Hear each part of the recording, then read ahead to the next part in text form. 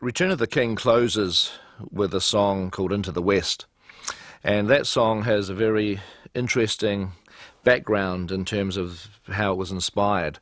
The story is about a young New Zealand filmmaker, actually, a young man called Cameron Duncan, who was 16 years old when we met him. And we actually met Cameron in a way that was not related to Return of the King at all. Fran and I wanted to support a organ donation campaign here in New Zealand, like a sort of public awareness commercial that we wanted to help get made, because it's a cause that we feel very strongly about. And we'd become aware of this very talented young man who was making movies, who was winning competitions. Cameron had been making films ever since he was a kid. I mean, in that regard, he was very much like me. And one commercial in particular was a road safety commercial that he'd won prizes for when he was much younger, when he was 12 or 13.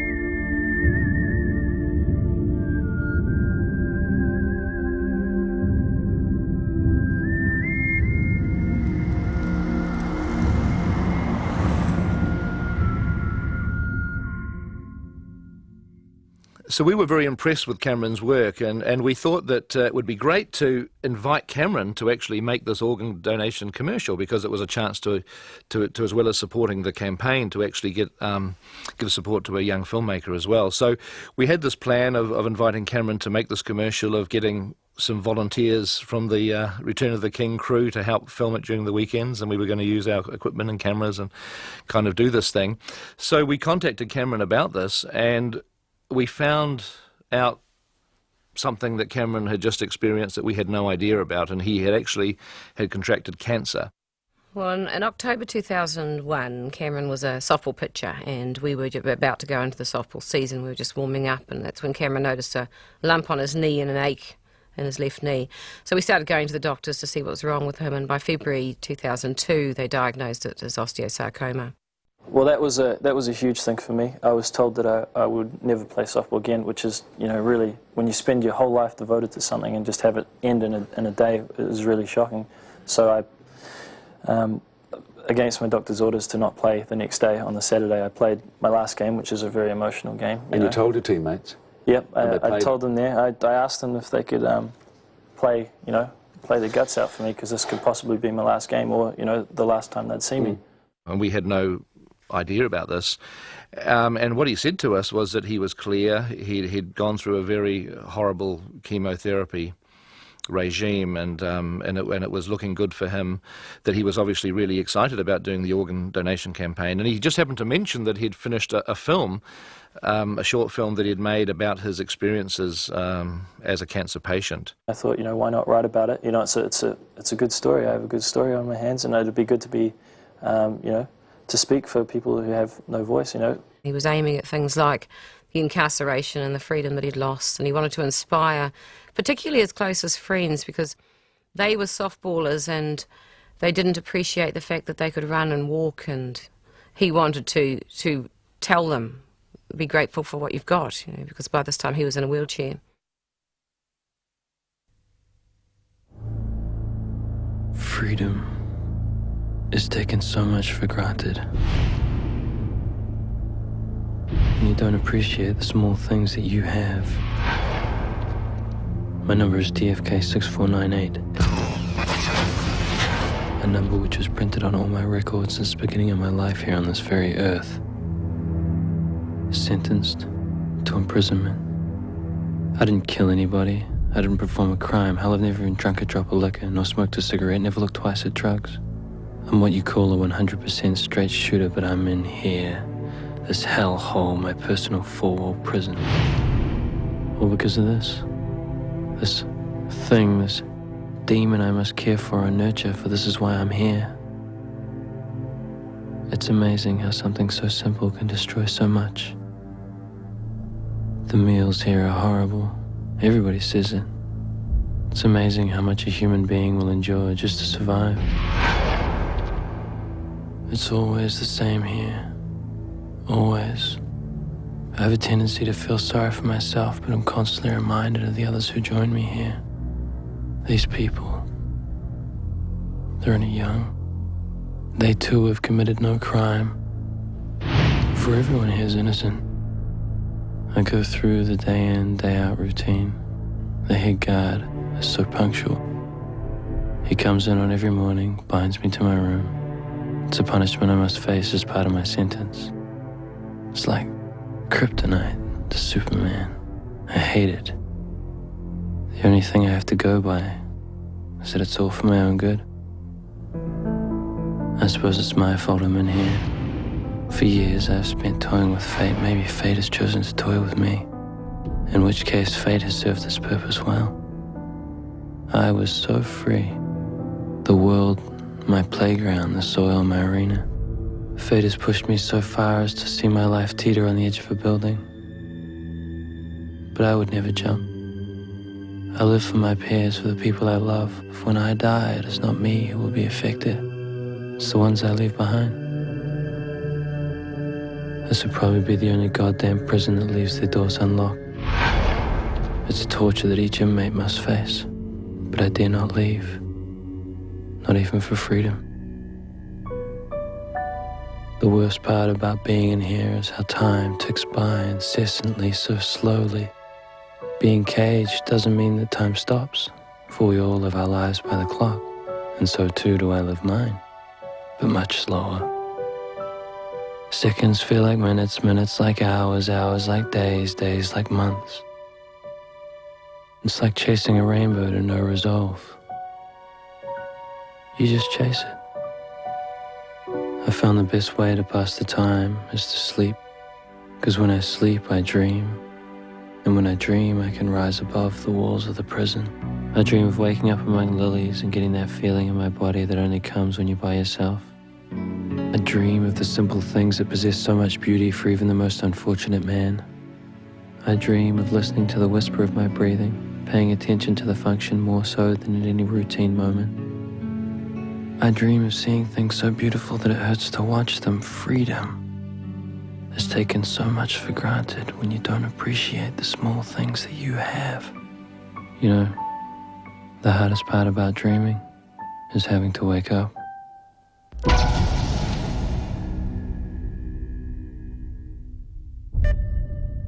Because when I awake,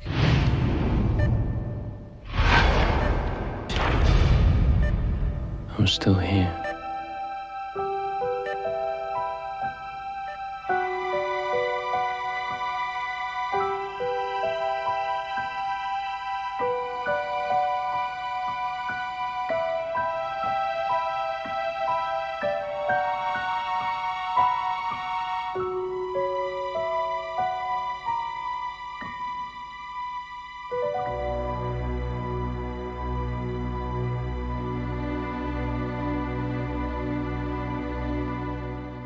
So as you can see, I mean, the film, you know, made by a 16-year-old is remarkable for just the wisdom and the incredible insight that Cameron showed. Did you want to die? Was it so bad, the chemo? Sometimes, yeah. So it's horrible. It's the worst stuff in the world. Yeah, again, sort of getting sick to get better and recovering each week to get sick again is really hard. You know, you want to jump off a bridge. I mean, I'd never do it, but you know, it's that bad. It's a really hard treatment, and there's so many young kids going through it. That's the only thing that keeps you going, is that these young guys are there. So we started to talk to Cameron about the organ donation campaign, and then very much at the same time he was re-diagnosed with cancer. The cancer had come back. He was clear, but only clear for a couple of months, basically. By March 5th, we found out that he had been diagnosed terminal and that the oncologists here believed that he didn't have any chance of survival. And they gave him probably a couple of months to live. There was very little we could do, but what we did do was to invite him down to the set of Return of the King. We were shooting our pickups. So he had the opportunity to come down and meet Peter and go around Weta workshops and have a look at the set, and it was just cool. He just raved about it for about the next 3 weeks. He actually brought down a tape of his home movies to show me stuff that he'd done when he was much younger, and it was like people running around with guns and war scenes and explosions, and there was a lot about Cameron that reminded me of myself when I was that age. The neighbours didn't complain too much about Cameron. They did initially. At first, they thought it was cars backfiring. When they got used to it happening on a regular weekend basis, they knew it was this kid in the park exploding things. I particularly thought his explosions were fantastic, because when I was a kid I tried to do explosions as well, and I used to use old fireworks, but Cameron had figured out a technique which I wish I knew when I was young, which was mixing up household chemicals, which will not be discussed here on this video. But mixing up household chemicals into a Coca-Cola bottle and kind of screwing it up and letting it explode, and I was very impressed by that. And he did actually comment on one part where he'd given Pete a clip of his home movies, and it was the Laser Swords. And he said Pete took it into Weta Digital and showed them, Mum. He came back and he goes, Pete was showing them, saying, look, Cameron made these, you know, a 16-year-old did this on his home computer. So it made him feel that he was actually hitting the mark. I got to hang around with Peter Jackson and sort of sit behind him and watch over his shoulder. Viggo Mortensen, I went up and sort of met him and got introduced to him. I said, they said, this is Viggo. And I, yeah, you don't have to tell me. And she said, this is Cameron. And he goes, yeah, I've heard a lot about you, man, because he's quite soft-spoken. And I was saying, and he goes, you made a little film, and yeah. I go, yeah, I have to get you a coffee. And he goes, don't worry, I've been ripping off coffees all over the place. I got one right here. I'm taking it back to my trailer right now, you know. And so he got to watch it, and Ian McKellen saw it, and he said, don't worry about it. Forget about directing. What about acting? You know, he's quite. That was cool. It was really awesome to know that they'd seen it and stuff and liked it, and got quite famous on the set there. We had a lot of fun with Cameron on set. He really got to bond with the actors, and we were obviously, you know, hoping that we could help him in whatever way to fight this disease. We were talking to him about the organ donation commercial, which he still wanted to do, and as the months wore on, I mean, obviously he was fighting a very tough battle, and it got to a point where I think Cameron, in his heart, probably felt that he had limited time. I mean, you know, he was very positive, he was very optimistic, he was a real battler, but he suddenly became invested with this huge desire to want to make movies very quickly. And so he wanted to make the organ donation commercial, which he did. And he felt that was an obligation. He absolutely wanted to honour Peter for recommending him to make it, and he was determined he was going to make it. So he regarded organ donors as heroes and life-saving heroes, because he thought one day he's going to need a lung, and he thought, you know, he wanted to acknowledge them as heroes, and that's why he made it the way he did. So just walk through it. So go Kyle, and open up your thing and pull out your tank. Bob, go Bob. This is a pretty major production, though, isn't it? Oh, it's pretty major. It'd be the most majorist that I've ever done. All the crossing and the timing and the... No, that looked cool. Is it good to be in this, doing this, shooting? Yeah, it is. Yeah. Never thought I'd be doing this again. So it's quite cool to be back.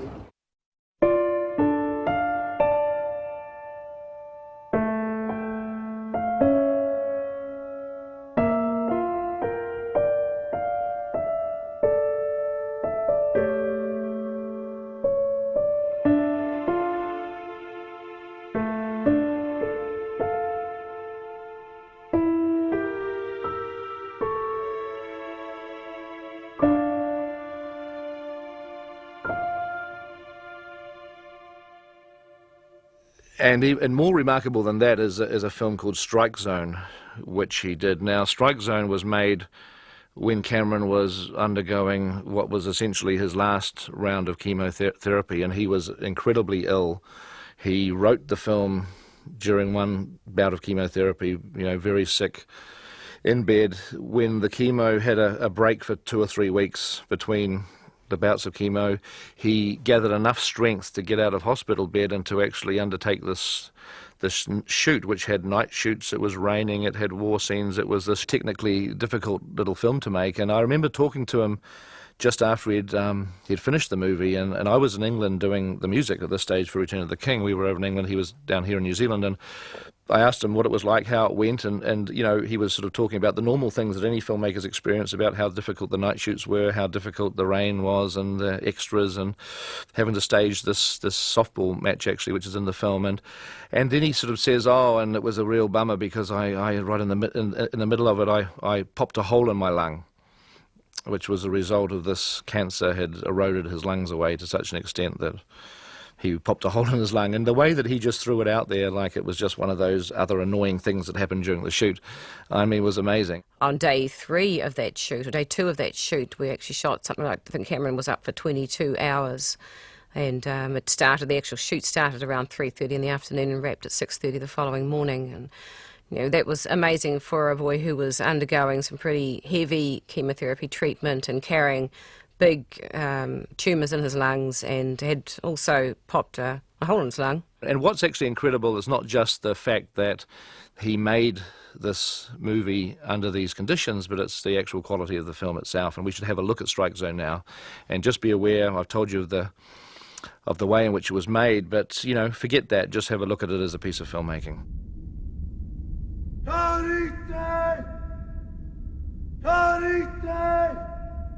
Come on! Ring la paquilla, wawa taquilla, caquillo, oki. Aikio de oki. Akamate, mateko. Akamate, mateko. Atenete tamata. La la indiki, paka pitite. Aupa, aupa.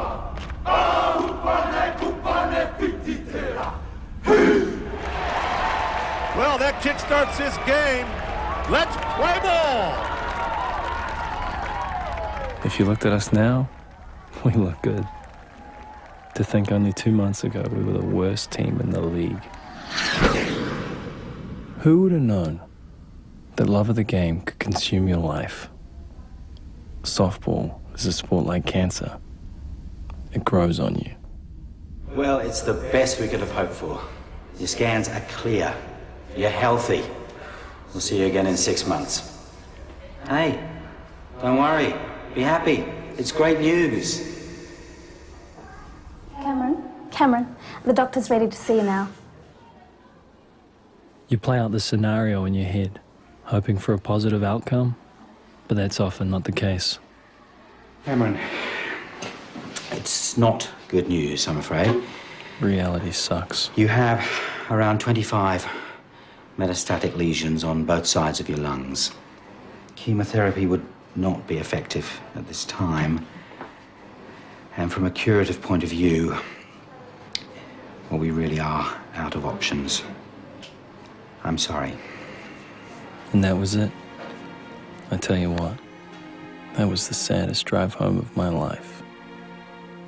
I haven't always been the best guy, but I suppose people would become critical of their life if they only had 2 months to correct it.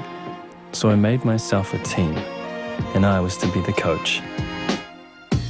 I knocked on every door with a ball outside in the yard, every youthful prospect in the neighborhood, and I held the postcard close to the man who would make it all worthwhile, the legendary Kevin Herlihy, the man who could throw the fastest projectile on the planet, the 220-kilometer fastball that would win me my championship. I'm sorry, I must have the wrong house. I was looking for Kevin Herlihy. No, you're at the right house. You don't look like the guy in the picture. We became good friends, and I signed him up as pitching coach. And for the record, it was only 150 kilometers. It got faster as the myth grew. And so, my team was complete. I trained these pansies into the ground. I taught them about pain, how much I was in and how much they weren't. I pushed their flabby bodies to near heart attacks, and I always said, When I say shit, you say how much. I am not your friend.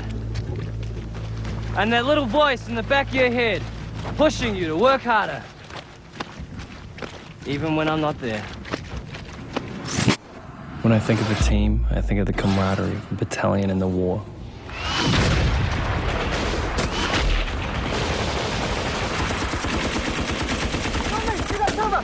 You two, find the hole! Go! Come on me, come on me! Keep down, keep down!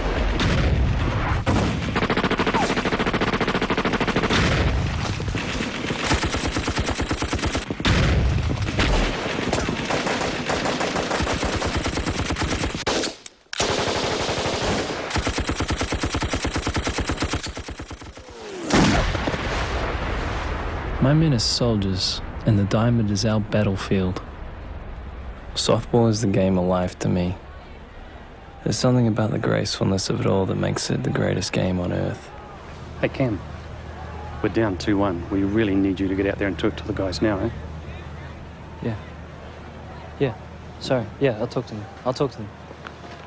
Now that I've told you our story and how we came to be, we're losing. And I need a miracle. 2-1 with a runner on first and no outs? Jesus. That is not in our favor. That is not in our favor. 15 minutes is all we got left, guys. 15 minutes. 2 innings and 6 outs. 15 minutes, I don't give a damn what you do with your lives after this. I don't care if you never play this game again. But this championship's your gift to me, if nothing else than this. I want you to pitch the hardest your arm will let you throw the ball. I want you guys to run the fastest and the hardest that your legs will carry you, because if there is one thing that I have learned from all I've been through, is that you only regret the things that you didn't do. No regrets, guys. Not tonight. Defense on 3, eh? 1, 2, 3, defense! I talked a lot of crap, but with a few good words, you can change a team. Come on, you. Here we go.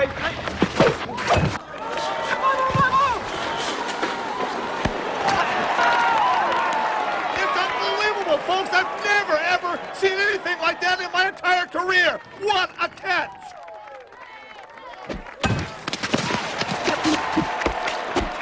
Holy mackerel. I don't know what Coach Cam said to those boys, but this is a whole new team.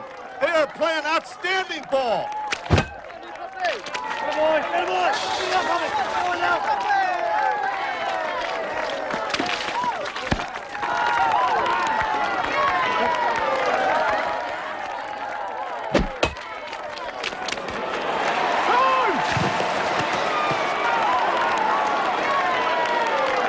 This game's all tied at 2 apiece. I told Lee Cameron to run into them if they get in your way. I should have known it was a disaster waiting to happen. Talk to him, Ray. Oi! You're out of here! You're out! Out! Oi! Out!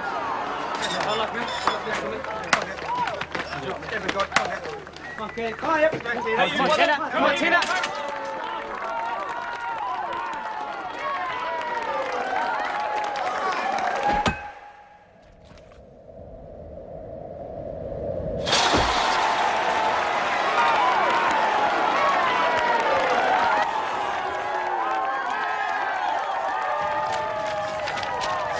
This baby is going down to the wire.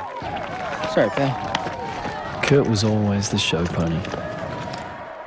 DC got ran out, and Max was caught at left field. That left us with 3-2 in our favor. We got 2 quick outs, but the pressure was on when a runner got to second. And there we were. 1 out for the game. 1 out, and it was all over.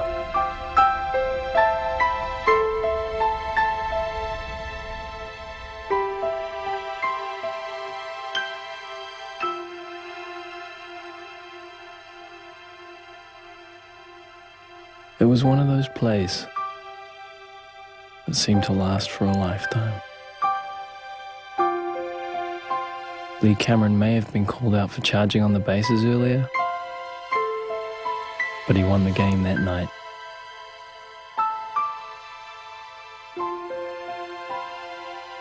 I'll never forget their faces as they charged home to hug Lee.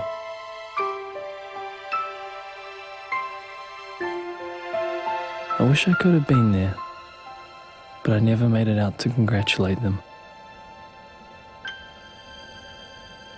You just know when death is coming, because you start remembering your life more than you actually live it.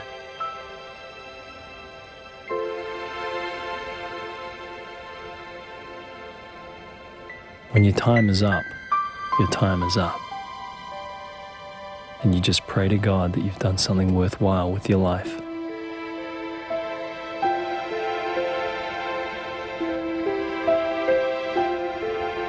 I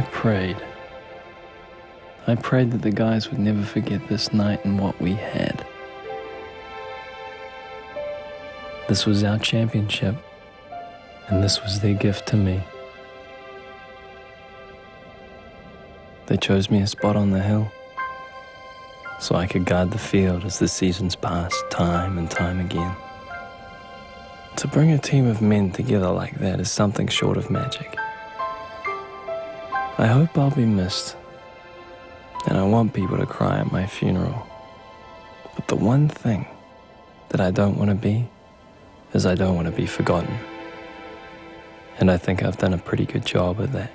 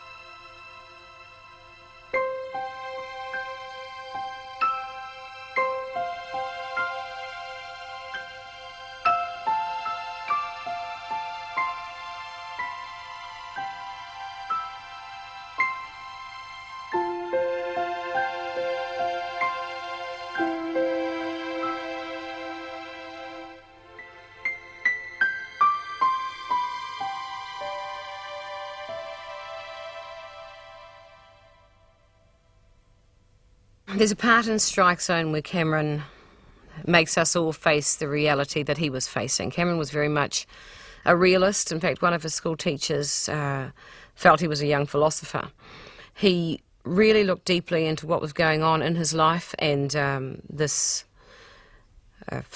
life-threatening disease that he had. He looked at it realistically and decided, right, I'm going to go the whole hog. So he had in his script that he would die on the field. Beautiful way to go for a person who wanted to be a New Zealand softball player. And certainly a way to get everyone's attention, because it was immensely sad, as we all knew, what he was up against, and hugely mature of him to face that. I'd seen the script and I thought, oh, Cameron, why do cancer victims always have to die? You know, why can't you make a movie about them winning? Because I was so positive and I just so didn't want to face this part. And he just made me look at it. In fact, Fran and I talked about it after Fran and Pete had seen Strike Zone, and Fran said too, he's using a medium to make us realise what we don't want to realise. We don't want to see. And at that time, Fran was writing the song Into the West for the end of the film, except she wasn't very inspired and was kind of stuck and was sort of sitting for hours looking at a blank piece of paper trying to figure out what the lyrics of the song could be. And then Cameron sent over Strike Zone, which he'd just finished. In Strike Zone, where Cameron refers to the fact that, you know, what do you do when you have 2 months to live? And as it turned out, he had exactly 2 months to live. The thing I thank Cameron very much for was, at a time of death when it hit so hard, he had already laid the foundations for his funeral by showing us how he wanted it